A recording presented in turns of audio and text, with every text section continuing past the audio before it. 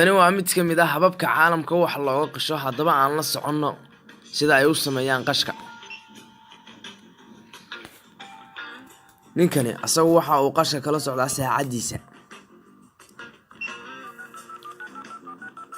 saacadiisa ayuu wax ka qashayaa. ninka labaad aburaas madaxiisa ayaa ugu dhegan warqadaas oo soo mariyay koolo kuna soo qortay qash. alqashu xaraam laakiin lagama maarmaan baa la yiri. gabadha saddexaad ardayga saddexaad waa gabar mookiyaalaha maya waa dhigtay dhegta ayay soo furatay. haddaba dhegta aad u jeedaan ma aha dheg dahab ama dheg bulukaatiye waa dheg soo dhaweysa ah. weynayso baan ka wadaa waa dheg weynaysa ah. weynayso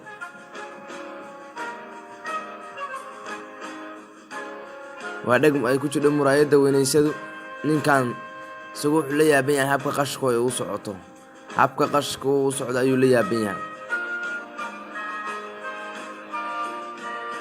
wuxuu ka shaqaysanaya tacaamkiisa. halkaas waxaa kala socda maamulahoodii oo ku daawanaya kaamirad. qofkani asagu ma aha mid dakhran laakiinse waxaad moodaa wejiga inuu dhaawac kaga yaal laakiinse kagama yaal oo wuxuu ku soo dhigsaday. tani waa gabadha ilaalinaysa imtixaanka. kan kale isaguna waxa wax ka qashayaa boqoshada aad u jeedaan oo uu ku soo dhigsaday gadaashada waraaq. kanina waa macallin. waxa saad u jeedaanba waxa lagu ilaalinayaa laba macallin. ninkani waxaad moodaa inuu qalin wato laakiin qalin ma aha waa waraaq loo sameeyay habka qalinka la soo duuduubay laguna soo qortay qash.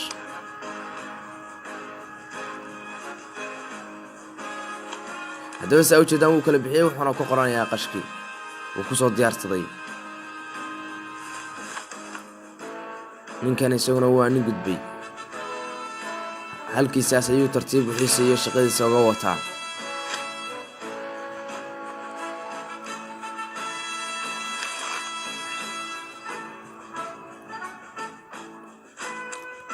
qofkan isagu wuxuu ku soo dhigsaday gacanta. labada farood isku dhegan ayaa qashku ugu dhex jira. weli halkaa waxaa ka daawanaya maamulahoodii.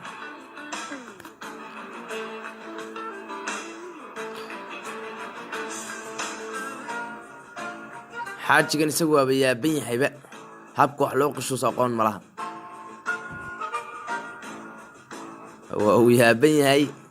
ninkan isagu ha wareero waaba fahmi la'yahay waxa hawsha meesha ka socotaa. waxayna ku noqotay hawl ka da'weyn. laakiin awal baa horey loo yidhi ismoog aqalkii bay aslaysaa. maba ogaba in kor lagala socdo dhammaantood. sidaad u jeedaanba waxa soo dhaqaaqay maamulahoodii. waxuuna soo orday wuxuuna ku ordayaa orod xawaaro sare leh. sida uu soo orday maamuluhu waxaaba moodaa inuu ka gaari rabo naf baxaysa. gabadhan iyadu weli qashkeeda ayay wadataa. sidaa u jeedaanba wuxuu ka soo galay gadaal albaabka dambe ee fasalka ama meesha imtixaamka lagu galayo. talow yuu la kici doonaa ma gabadha maya.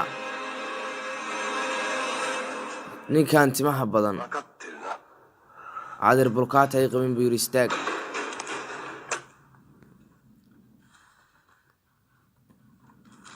duuduub adigu laq waraaqda dantaada maqaar aybaa loogu sexdaa. ninkaana waraaqdiisi waa u liqay. ninkaasna saas ayaa lagula tegay loogana saaray imtixaamka.